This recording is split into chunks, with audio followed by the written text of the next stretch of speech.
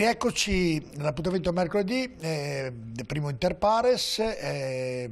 L'appuntamento di questa sera, come l'avete visto, l'ospite di questa sera è un ospite grandissimo perché il dottor Luciano Flor, prima sul curriculum ho detto, ma lo definisco una parola solo, è stato già direttore della sanità Veneto, questo sia già un ruolo che dice tutto della sua carriera.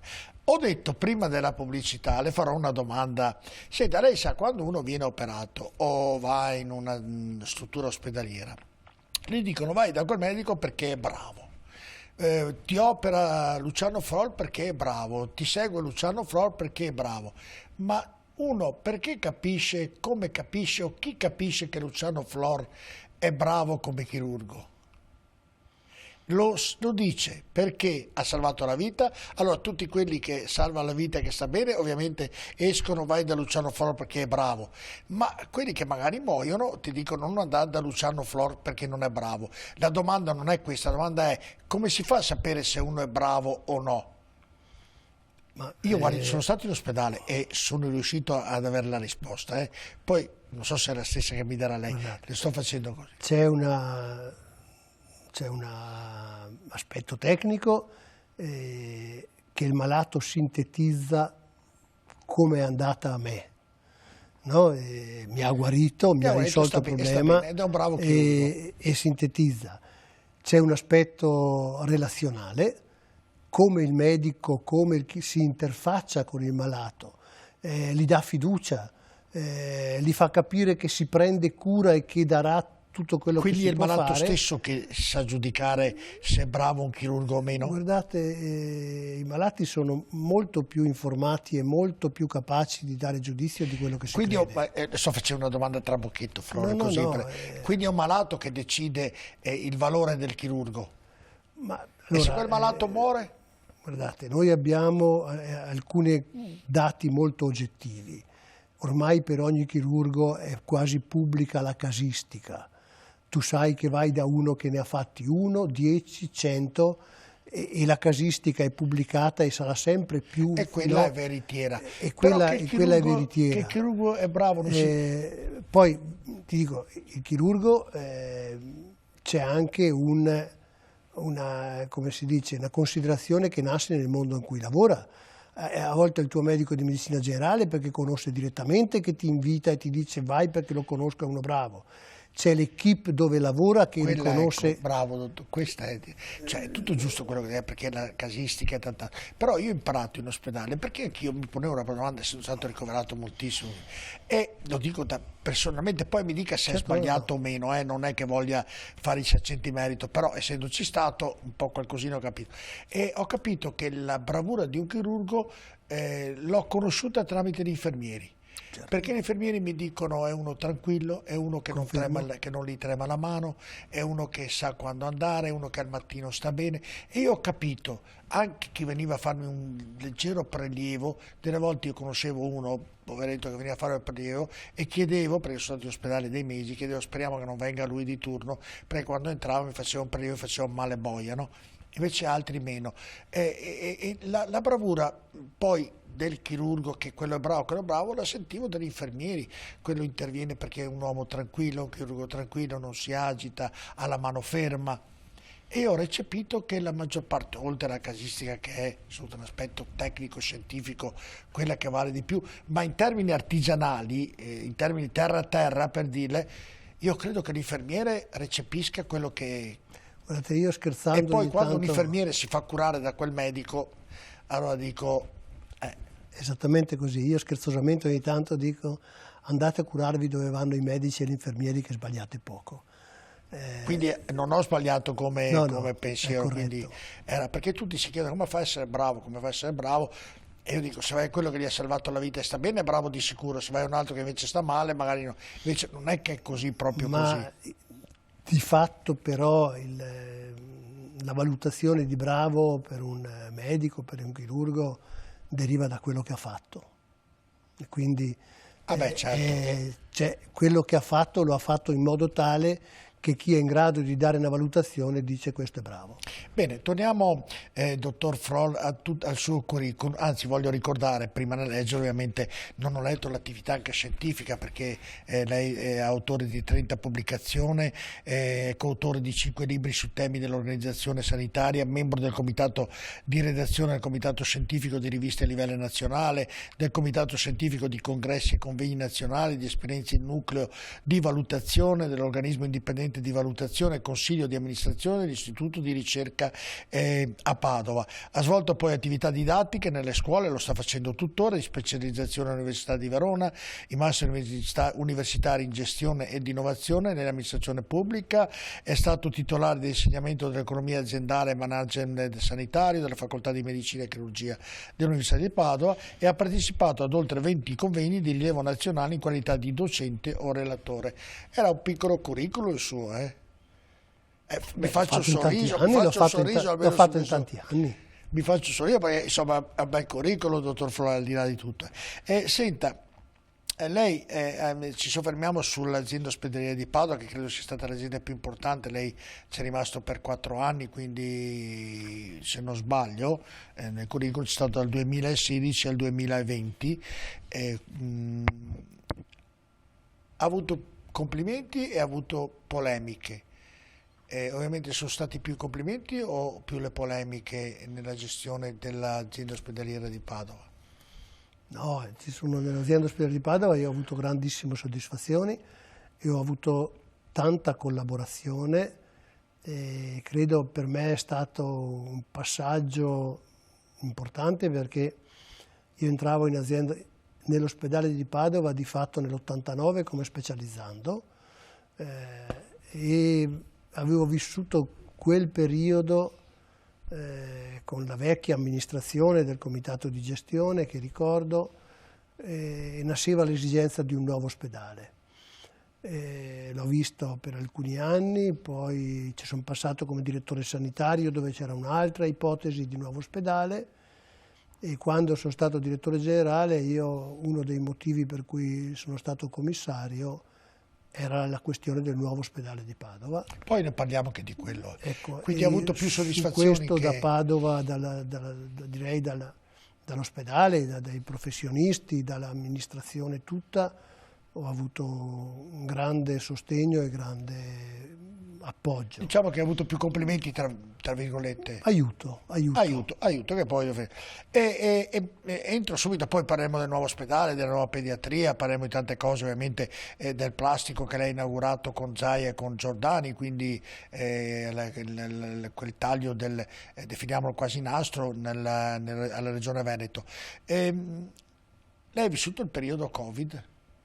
Nel periodo Covid, l'ha iniziato praticamente il periodo Covid, quando non si sapeva nulla di questo virus, quando non si sapeva se sarebbe diventata una pandemia, quando molti luminari che si sono seduti al suo posto dicevano ma è un raffreddore, non arriverà mai in Italia, non servono le mascherine, non serve questo, non serve quell'altro. A un certo punto lei si trova di fronte, assieme alla Regione Veneto e ovviamente ad altri collaboratori, ovviamente ha avuto anche la diatriba tra Palù e Crisanti, ha vissuto dei momenti molto intensi in quel periodo lì.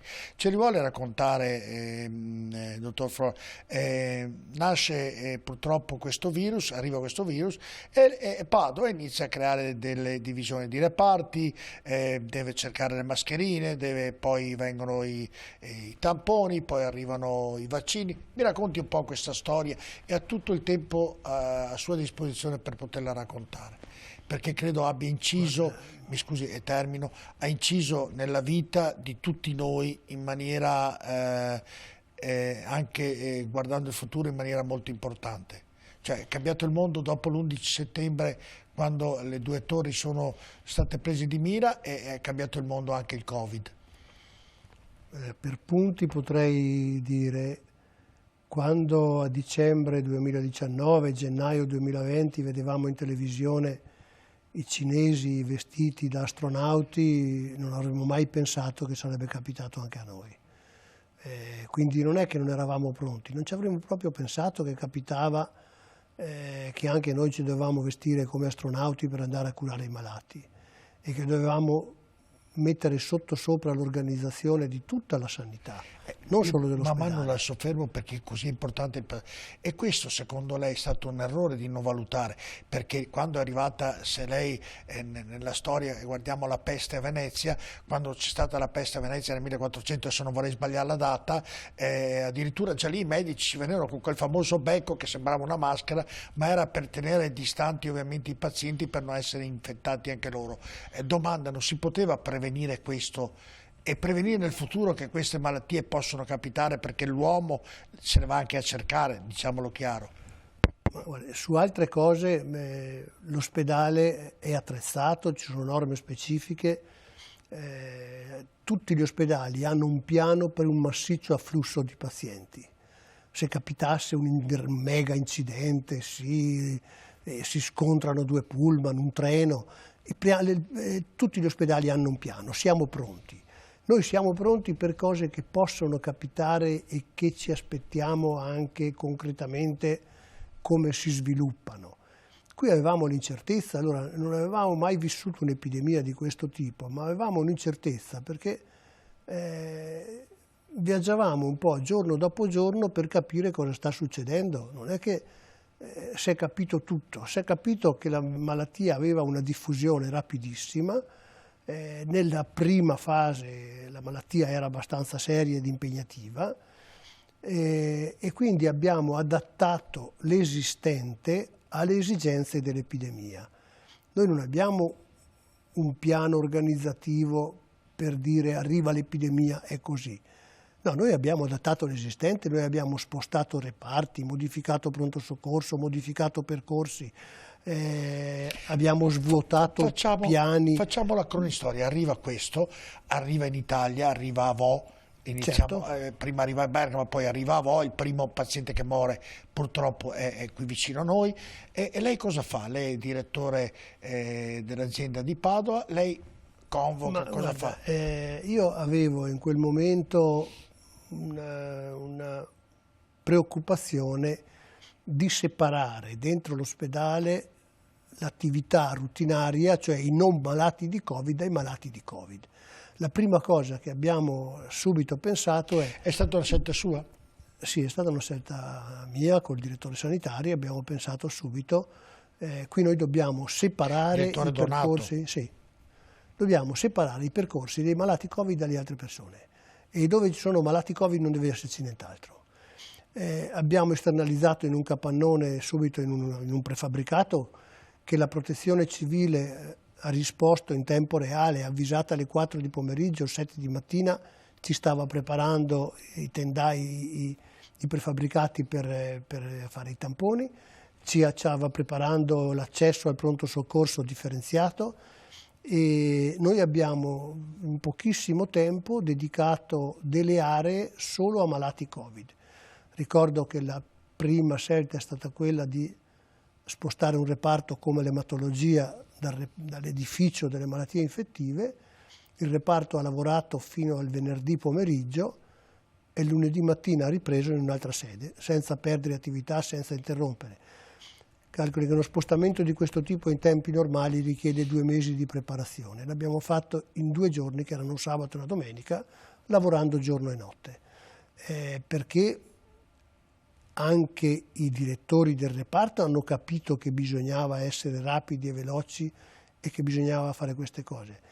E la cosa che proprio ha caratterizzato la risposta dell'ospedale è stata dalla decisione all'operatività tempo zero, rapidità e immediatezza. Però non c'erano gli strumenti, non c'erano le mascherine, non c'erano le tute, non c'era nulla. Siamo in ogni modo e con ogni mezzo procurati, ci siamo fatti procurare da Azienda Zero, ci ha aiutato la protezione civile, abbiamo chiesto dappertutto dove si poteva.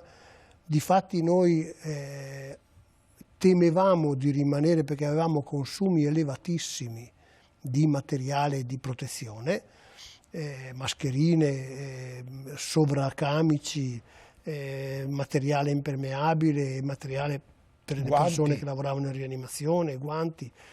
Allora temevamo di rimanere senza, non siamo mai rimasti senza. Avevamo sempre 2 giorni, 3 giorni, un giorno di scorta. La Regione, con un'operazione di regia della logistica, prendeva dove ce n'era di più e metteva dove ce n'era meno, senza discutere, perché tutti potessero lavorare in sicurezza. Ecco, la cosa che in quel momento e in quel frangente è stata abbastanza vincente per l'ospedale di Padova è stata la capacità del personale di adattarsi a questa situazione. Senta, col senno di poi si potevano evitare tutte queste morti di Covid? Non saprei come e non saprei che cosa avremmo dovuto fare, no? In quel momento. Non saprei come, perché in ospedale arrivava la gente, veniva ricoverata la gente che era già in difficoltà respiratoria. E nel giro entravano in ospedale, una quota di questi dopo qualche giorno, pochi giorni purtroppo, andava in rianimazione. La rianimazione è il top di terapia che possiamo dare, intensiva, con tutti i supporti vitali, con tutte le consulenze disponibili, con tutto quello che in quel momento si poteva fare, ma non c'erano terapie. In quel momento non c'erano farmaci, quindi si davano supporti alla malattia. Siamo stati i primi a iniziare con le trasfusioni iperimmuni, facevamo il prelievo da pazienti che si erano ammalati per avere il siero iperimmuni contenente gli anticorpi per il Covid, e abbiamo fatto un lungo periodo su pazienti che, voglio dire, la controprova non esiste, ma i pazienti trattati sono andati bene quando è stata disponibile questa opzione. Certo, e in tutto questo passaggio, dottor Fror, che lei ovviamente è stato uno dei protagonisti, c'erano, chiamiamoli, definiamoli, i vari scienziati della materia che a livello mediatico hanno influito, non lo so, glielo chiedo a lei poi in che misura, a condizionare la popolazione italiana. Tanti dicevano durerà poco, tanti durerà tanto, tanti non bastano il vaccino, tanto ci vuole il vaccino, tanto non servono le mascherine, tanto... Cioè è venuto fuori un casino, mi scusi la parola che non è poco ortodossa. Non vi è stato di aiuto questo? Vi ha creato dei problemi? Guarda, la più grande sintesi che si può fare è un mondo scientifico, una società scientifica dà espressioni diverse sullo stesso tema. Non la pensavano tutti allo stesso modo. Però parlavano tutti. Parlavano tutti e generavano talora incertezza. Cioè ognuno genera la sua certezza, ma se è contraria a quello dell'altro, tu generi incertezza. Allora l'incertezza che c'era spingeva forse più in là del dovuto la proiezione dello sviluppo della malattia. Cioè fior di scienziati hanno sbagliato le previsioni, hanno sbagliato come sarebbe andata, hanno sbagliato anche la sintesi in quel momento, ma c'era molta incertezza. Ragionare oggi a bocce ferme è facile. In quel momento possiamo ragionarci anche adesso. Certo, oggi a bocce ferme serve è anche facile, per il futuro, no? poi. In quel momento noi avevamo troppa incertezza, c'era poi uno sviluppo del virus che mutava, cambiava e noi non sapevamo quanto. Il periodo fino a quando non è arrivato il vaccino, è stato tutto l'anno 2020, è stato un periodo di assoluta incertezza. L'avvento del vaccino comunque ha dato una certezza, in pochissimo tempo si è sintetizzato un vaccino. Io volevo parlare col passaggio. Sento, dottor Freud, col passaggio c'è un momento non molto bello, e nel momento molto bello poi io nel preparare la trasmissione mi sono documentato e alla fine ho valutato, la mia valutazione che è fine a se stessa, perché non sono ovviamente né un medico né uno scienziato, che nei ragionamenti che io ho sentito di tutti i luminari, quello che è andato più vicino alla verità è stato Crisanti. La deduzione è mia, la prenda esclusivamente mia. In questa deduzione che ho fatto, poi mi sono chiesto, ma come mai tutti ce l'hanno avuta con lui? Dal presidente Zaia, un po' lei che anche con delle dichiarazioni criticato il comportamento di Crisanti e tant'altro. Quando alla fine della giostra era quello che è andato più vicino a quello che poteva accadere, che poi è accaduto, anche se aveva un modo non simpatico da esporlo, definiamolo così. Guarda, io dal punto di vista scientifico abbiamo visto di tutto, di più e anche espressioni contrarie, quindi non mi avventuro sul mondo scientifico. C'è un mondo invece che è come tu vivi il tuo ruolo dentro l'organizzazione. Noi andavamo avanti giorno per giorno facendo tutto quello che era possibile, quello che è possibile, non l'impossibile.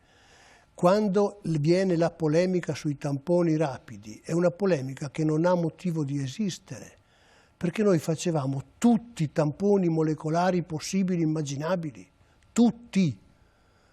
Ma noi avevamo una richiesta di fare 100.000 tamponi, eravamo in grado di farne 30.000. Allora, che siano validi, che non siano validi, che sia... In quel momento non puoi invocare una cosa che non si può fare. Ricorda che in quel momento non c'erano macchinari, non c'erano reagenti, mancavano le pippette. La plasticheria dei laboratori era in crisi. Allora, in quel momento non devi creare allarme e panico quando stai già facendo tutto quello che puoi fare. Devi cercare di fare ancora di più, ma il possibile. Perché rivendicare l'impossibile è poco serio. Allora, in quel momento io ho detto, attenzione, noi facciamo tutto quello che possiamo fare, ma che senso ha fare un tampone e non avere la risposta per 6 giorni? Che senso ha? Noi eravamo in questa situazione. Dunque non dice, eravamo è in meglio grado. averla anche se non è perfetta. Ma certo che è meglio avere comunque una risposta. Anche se non è che ci perfetta. azzecca in una percentuale comunque abbastanza alta. Che poi il fatto che quello sia uno giusto o sbagliato, mettiamo in prigione tutto il mondo. Tutto il mondo ha utilizzato quei tamponi e li sta utilizzando. Noi non avevamo un'alternativa, ma l'alternativa non ce l'aveva nessuno. Cioè non c'era nessun laboratorio in Veneto che poteva fare è stato il motivo scatenante. Più. Certo che è stato il motivo. In azienda ospedaliera abbiamo messo a processare i tamponi anche il laboratorio analisi, che faceva tamponi H24 più che poteva, molecolari. Però dovevamo riservare, e questa era la scelta fatta con i clinici, i tamponi molecolari per la clinica. Perché devi sapere almeno se uno sicuramente lo metti in cura, lo metti in ospedale, non lo metti in ospedale, e quindi era ai sintomatici e per la clinica i tamponi molecolari, e i tamponi agli apparenti sani che non hanno nessun sintomo, ma che dovevano fare il tampone per un motivo o per l'altro, certo, per l'altro riserviamo l'altro disponibile. Prima della pubblicità, poi ovviamente molti soggetti andavano in terapia intensiva, ovviamente perché venivano... No, voleva terminare? No, volevo terminare. Noi avevamo un laboratorio di serie A. Fermo qua, il laboratorio di Padova era in grado di fare la diagnosi di Covid quando il Covid non c'era. Perfetto. Fermo lì che andiamo in pubblicità. Vede che sei animato nel raccontarmi perché è stato un passaggio della sua vita non indifferente. Rimanete con noi, tra poco.